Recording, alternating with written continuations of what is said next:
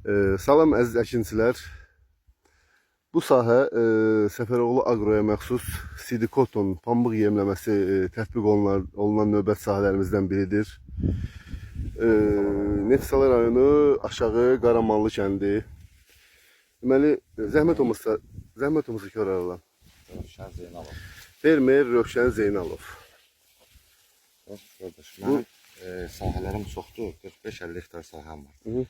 Mən belə boyda qozalar heç bir sahədə, yəni gedib orada çəkiliş eləyəcək yoxdur.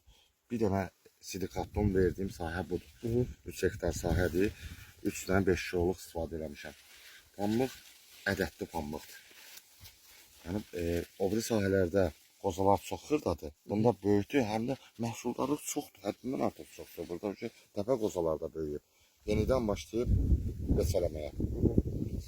Sidikotonun müsbət cəhətlərindən biri odur ki, son zamanların ən böyük problemindən biri olan zavoda təhvil veriləndə çəki problemi. Yəni sidikoton elə bir yemləmədir ki, həmin o məsələyə, həmin o problemə də öz təsirini göstərir. Yəni mən sidikatonu sınadım. Çox gözəldir. Yəni, burada hər şey görünür.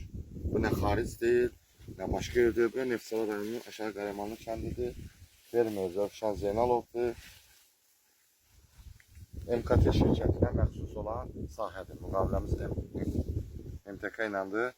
Bir dənə bu sahədə öz hesabıma sidikatton istifadə eləmişəm.